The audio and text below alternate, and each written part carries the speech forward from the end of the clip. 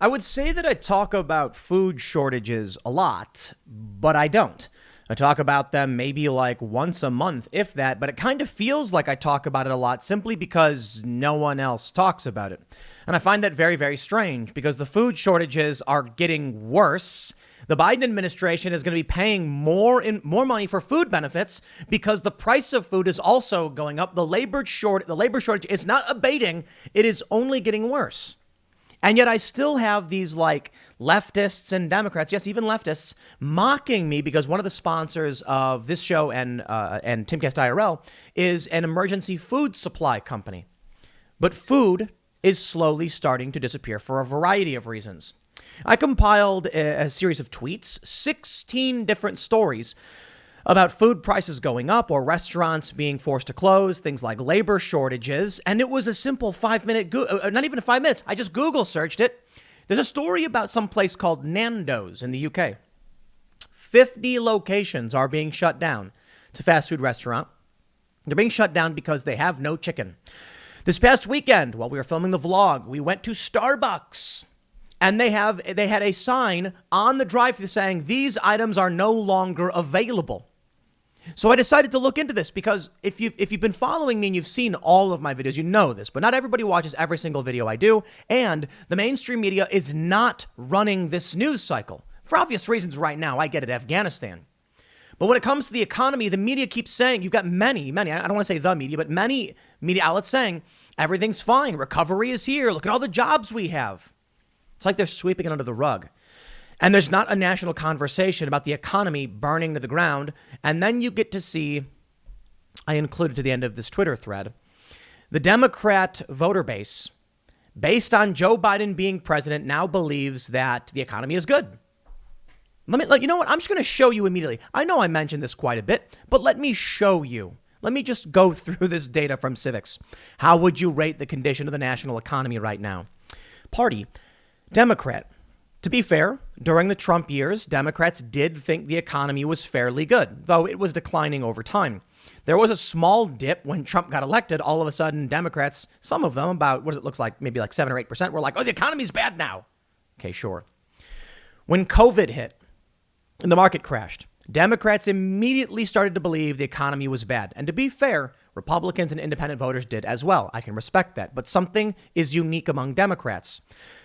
When Donald Trump gets elected, when Joe Biden gets inaugurated, the Democrats who believe the economy is very bad drops dramatically. And the Democrats who think the economy is good skyrockets to 57% today. The only way you could believe the economy is good right now is if you are not paying attention or you are living in a fictitious reality. The people who are glued to MSNBC and CNN, and they're being told lies and other trash garbage, and they believe it. And then there are people who read local news, independent voters who get information from more than just these mainstream news outlets, these high-profile national outlets that aren't talking about this. And then you'll see these stories. Now, what do I want to get to? What's causing the food shortage? It's not just Joe Biden. At timcast.com, we actually had one of our reporters start digging into the variety of reasons as to why there is a food shortage. And it's a perfect storm, my friends, but it's something you need to know about. Look at this story first. Let me go through the stories and show you. This from August 15th. Portland restaurants struggle to get food product amid pandemic-related shortages. There could be a turkey shortage this Thanksgiving. This is from about 2 days ago. Nando's closes 45 restaurants after running short of chicken. Rogue Valley restaurants facing severe shortage as COVID. The restaurants are facing shortages. Check this out. Burger King, Popeye's owner, says labor shortages driving up beef costs. It's not just about the food shortage. It's a labor shortage and the food prices. This is economic disaster. From the Mountain Times, Woodstock struggles to solve restaurant shortage. Yep, that's right. Can't bring more food to town. Understaffed Colorado restaurants may need years to recover. Taco Bell is facing a food shortage. Pandemic-era food prices persist, from Spectrum. Food shortages across shops in the Channel Islands. This in the UK. UK pandemic raises fears of food shortages. Getting answers how food shortage could impact local school. UK supply chain on edge. KFC crisis, missing items from menu. Supply chain woes come to school cafeterias. Green Bay. Caterers battle a food supply shortage. These are local stories. The national outlets don't talk about this. And of course, you would think seeing all of these things, you'd be like, wow, something's wrong with our economy. For some reason, independents and Republicans will accept it and say the economy is not doing well. 4 million resignations in April and more coming. More job openings than people joining the workforce. And the media ignores the first portion and just says, look at all the people joining the workforce. So what's going on? What's going on? From timcast.com. Staple food items in short supply in the U.S. Because of pandemic lockdowns, dramatic shifts in consumer behavior have caused shortages at the food supply as the food supply industry struggles to keep up. So this is effectively a breakdown of what's happening. But let's go through it so you can better understand. After nearly a year and a half of COVID-19 restrictions, the American food supply chain is struggling. Lockdowns in the U.S. and abroad have sparked disruptions to the food supply industry that make a full recovery seem like a distant goal. The food supply chain weaves together domestic and international components. When one link is handicapped or worse closed, shockwaves reverberate through the system and can take out a link somewhere else, thereby compounding the problem. One study found that supply chain disruptions cost U.S. and European businesses up to $4 trillion in 2020. This is what I was saying before about two things. About shutting down the economy was a mistake because it's like stopping a freight train by slamming it into a brick wall, or I shouldn't say brick, into a gigantic mountainside. Bam, mountain's not moving. You've got all of these different links being disrupted. And because of that, the system can't just immediately recover. When Americans were told to stay home in March of 2020 and social distancing mandates were enacted, restaurants suffered. While some shifted to takeout and food delivery, many restaurants let go of their staff and in some cases permanently closed their doors, making everything just seemingly impossible. It's not just about the fact that the supply chain was disrupted. The other issue is that demand starts right back up, but there's nothing there. The freight train has been derailed. There's nothing to wait for. Now, that whole disruption is the other issue. It's the surface level of this, that people are looking at Taco Bell and McDonald's and being like, it's just Taco Bell and McDonald's, who cares? Not realizing that these shortages are indicative of something greater. The train wasn't just carrying burritos for you. It was carrying raw materials. It was carrying workers. It was carrying everything needed. It was the economy. It's not carrying those things anymore. At home. So here's some of the reasons. Many Americans began buying more groceries, including flour, when baking became a favorite pandemic hobby. The sudden concentrated uptick in consumer purchasing led to high demand. Flour producers didn't have the means to expedite production, especially as plants struggled to meet new social distancing standards. Packaging products became difficult when cardboard went through its own scarcity because of internal shipping issues. Distribution was handicapped by staffing shortages and rising fuel prices. In short, the nation slid into a flour shortage during 2020. Across the food industry, this cycle repeated itself, often with more unforeseen variables.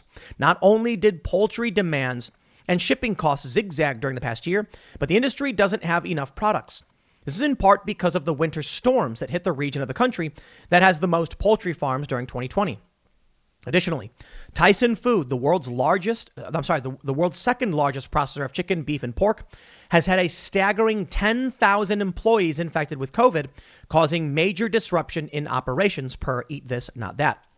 But all of this is indicative of one thing: the shutdowns, the restrictions, and the lockdowns. That's what's causing this. That was probably obvious to all of you, but at least I can give you the more specifics on this. There is no reason to believe that as the Delta variant dominates the news, this will lighten up. So I am telling you this now, and the reason why I'm covering the story and had one of our reporters jump on the story. There may come a point where a can of beans costs $10. Just the other day, a pound of ground beef was like $8. A gallon of milk was $5. Prices are going up because there is going to be a scarcity. There is. I'm sorry. It's coming. They're printing more money and giving more free money to people. Those people then extract food and other resources from the system, and they don't replace it. If that keeps up, eventually there is nothing left to extract. And I ask you then, what will you eat? Let me know what you think you're going to eat. Meat processing plants, as well as other packaging facilities, are not designed to accommodate social distancing requirements, which slowed production in many locations. Smithfield, the nation's largest pork producer, warned the public about impending shortages after its facility was closed for similar reasons earlier this year. Deli meats in particular require more people to slice and package, making more complicated products to produce when there are staff shortages caused by COVID outbreaks or social distancing practices in place. Industry experts are warning that meats of all cuts will be in short supply this year. Then, a wave of restaurant reopenings after the vaccine rollout further stressed the food supply chain as previously shuttered and shrunken businesses rushed to capitalize on new crowds. The disruption and changes in delivery patterns are driving up transportation costs because the specialized refrigerated truck trailers needed to transport food are in such high demand or out of position. International shipping was crushed when shipping container prices skyrocketed due to short supply. When the world went into lockdown, orders for new containers were canceled. China began aggressively recalling containers so that 3 out of 4 containers were going back to Asia empty. The slowed global economy meant containers necessary to ship food and other consumer goods weren't available when they were needed. Mark Eager, the chief executive officer of Redwood Logistics, told CNBC that there are about 180 million containers worldwide, but they're in the wrong place. This means everyday items in the grocery store will become more expensive or more scarce, the U.S. Department of Agriculture noted. 70% of the garlic consumed in the U.S. comes from China. Because of the expense of internal shipping triggered by COVID lockdowns, garlic prices have risen 30%. Consumers can expect to see shortages of canned beer and soda, fresh produce, ketchup, hot dogs, bacon, imported foods such as coffee, olive oil, and seafood, corn, and cheese. Industry experts have also said that other popular consumer products will be in short supply for the rest of 2021. This includes toilet paper, tampons, diapers, plastic bags, chlorine, steel, furniture, computer chips, and cleaning products. The FDA also has a list of what medicines are currently in short supply. There are currently no nationwide shortages of food, although in some cases the inventory of certain foods at your grocery store might be temporarily low before stores can restock. Food production and manufacturing are widely dispersed throughout the U.S., and there are currently no widespread disruptions reported in the supply chain, the USDA said in a statement. What? That to me is insane. Go to Starbucks. You'll see the items they say are in short supply. Go to Taco Bell. On their website, items in short supply. There's no food. No. Just like with the gas. Remember when they were like, there's no gas shortage, but your gas station had no gas. Oh, well, what they mean to say is the producers are producing. You just can't get it in your area. That's not a shortage. Was there a shortage before when you were able to go to your gas station and they had gas? There is. You see, here's the semantic game they're playing. When it came to gasoline, there's a trucker shortage. So the truckers can't transport the gas. So there's technically no shortage of gas. We got a bunch. We just can't get it to your gas station, which means your gas station has a gas shortage, doesn't it? Your local restaurants have food shortages. And to those in the UK, Nando's, 50 of your stores just shut down because there's a shortage. But they're talking about the US still. They're wrong. Supply chain disruptions and changes in consumer purchasing habits have changed rapidly since the onset of COVID-19. While some areas of the industry may be able to meet new production demands, it is difficult to predict when raw materials will become available or when shipments will be able to reach distributors. So there you go, my friends. There's no sign of abatement. There's certainly the chaos that is the Biden administration. It is chaos. It is absolute chaos. Do you think they can handle a crisis like this while they're dealing with Afghanistan? While they're dealing with the border crisis? This is an inept, one of the most pathetic administrations we have ever seen. Well, I've ever seen. I'm 35. Maybe y'all are older and you've seen some pretty pathetic administrations. Like I hear Carter was bad. Wasn't alive for it though. But boy, is this a fumbling, bumbling, ridiculous administration. Which brings me back to that post I made showing the polling The Democrat voters who for some reason believe the economy is good. I just can't. I can't believe this. After everything I can show. And then this. Global stock markets plunge into red as oil prices slide, fears mount over Delta variant, and the U.S. Fed hints monetary stimulus could be pulled sooner than expected. They still believe the economy is good. Why? Why won't these people snap out of it? What are they doing? Believing that. Wow. Oh, no. It's all good, you know. The FTSE 100 down 2% earlier amid global fears of COVID and monetary stimulus. And they're being asked, you think the economy's good? That's great. It's great. The economy is better than ever. Yeah, I went to Starbucks. I couldn't get the coffee I wanted. Smoothie place was closed. I'll tell you this. This is what really grinds my gears. I did not want coffee. I wanted a smoothie. Well, actually, I was going to get a coffee smoothie, to be fair. What I wanted was an almond milk coffee smoothie. I don't know exactly what they put in it. It's just ice, I guess. So I guess it's kind of like a frap. But the smoothie place has it. It's like a keto, high fat kind of thing, and it sounded really good. And we pulled up in the middle of the afternoon on a Saturday, and there was a sign on the door saying, "We cannot open." No people. It's going to start happening this way. Already, I have gone to restaurants and we're surprised to see that on Google they're listed as being open. And then you see a sign on the door saying, due to a labor shortage, we have no choice but to close. Who would run the place? No one. And then we were like, okay, well, where do we go? We wanted, some kind of like cold, healthy drink. Starbucks, I guess. I wouldn't call it healthy. We pull into the driveway, and there was a sign taped to the drive-thru saying, here are the items that we don't have due to the shortage. The global markets are taking a dip. Even outside of the article, is it really interesting? You can see the UK market, the FTSE 100 and the pound dropping, because the economy is not doing good. They say shares on the London Stock Exchange took a hammering earlier today amid concerns that global growth is slowing. The Delta variant of COVID-19 is spreading and central banks will pull monetary stimulus sooner than expected. We had a credit cardiac arrest, as it's called, back in 2008. And since then, we have been on life support. The central banks are flooding money into the system to keep people buying, but things aren't getting made, and then COVID happens. And I have to wonder if everything they're doing has more to do with the fact that they knew the global financial system is about to implode. Palantir just bought $50 million worth of gold bars, 100-ounce gold bars. Amazing. You know what Palantir is? It's the Lord of the Rings, the Seeing Stones or whatever. And they're a data analysis company. And something they saw made them be like, we should start accepting gold as payment, and we probably should buy a whole bunch of gold. So I bought gold. I saw that and I was like, okay. They also announced like a little while ago they'd accept Bitcoin, I guess. And so I'm like, well, Bitcoin, yes. Crypto, yes. Mostly Bitcoin. I think of other cryptos mostly as like investing, like buying a stock almost, because Bitcoin's very, very different. Bitcoin is true crypto. The other cryptos are basically like company assets, whatever, freely traded. They're like stocks. We'll see what happens with that. Gold is good though.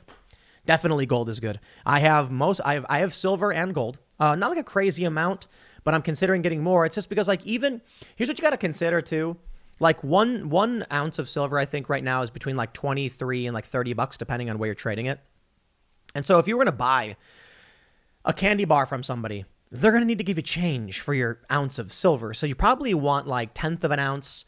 And then that's the other thing with gold too. Like you buy a gold coin, it's like $2,000 basically. Like one gold coin's like $2,000. What are you going to do with one gold coin? You're going to be like, I'd like to buy that, cheeseburger. Okay, that'll be like 1/100th of a gold coin. And you're like, I have $2,000. How are they going to break it for you? There is something interesting called the Utah Goldback. It's a gold foil. It's 1/100th of an ounce, I believe. Is it maybe? I think it's 1/100, or maybe it's 1/1000th. I think it's 1/1000th. Yeah. Not 1/100th. And they're technically worth a little bit more than their weight in gold because they're designed and sealed in polymer so that they can, they don't rip because it's just thin gold foil.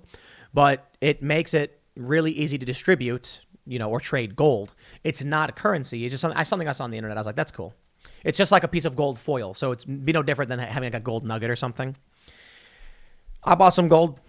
I wouldn't say I'm going to break the bank. Alex Jones was always yelling, buy your gold, people. Well, gold is good if the U.S. economy or the global economy is going to collapse. But I'll tell you, if there's going to be a major apocalypse, buy water. Secure your access to water. When the apocalypse happens, I assume it'll happen at some point. I don't know if in our lifetimes. What's gold going to get you? That's why I always tell people there's a food shortage, right? The USDA is saying there's not. It's just not getting to you. Okay, well, in some areas, there's a food shortage of certain foods. I guess you can say overall there's food for people, but some food's not available. You see a guy on the side of the road and he's like, got a sandwich. And then you're like, ooh, I want that sandwich. I will trade you this here gold for that sandwich. Dude's going to be like, what am I going to do with gold? Like in the apocalypse, I got a sandwich. I'm hungry. There's another guy who's got a bottle of water and he says, I got water. I will split my water with you for half your sandwich. And then they're like, works for me because water will be worth way more than gold in the event of an actual economic collapse. Who will maintain the plumbing systems of these cities? You look at what happened with Flint. You look at what happens in Detroit. They can't maintain these massive systems. You need maintenance. So what happens? People will flood to rivers and streams and get dirty water? Yeah, probably. And then what about places like New York where most people, they have no idea where that water comes from? That'll be really interesting. I believe it comes from up north. It flows down from the Adirondacks or something? But for a lot of people, if the water system isn't maintained and starts breaking down, it's going to be bad. But I don't know, man. All I can really say is I think you are nuts if you think the economy is doing well. You're not paying attention. But perhaps these people live in a bubble, and as long as Joe Biden's picture's on the wall of their post office or whatever, they're like, economy's better than ever. And everyone else is like, that's strange. I can't get chicken anymore. My beef costs doubled. Local barbecue shop canceled their brisket. You see my Instagram post? Because they were like, the price of beef doubled, so we can't carry it anymore because nobody wants to buy it. It went down a little bit, and they came back, but I'm telling you. So we did this. We compiled all the reasons. It's a combination of factors. I hope this was valuable to you, and I hope you're paying attention, but I'll leave it there. Next segment's coming up at 4 p.m. over at youtube.com/Timcast. Thanks for hanging out, and I'll see you all then.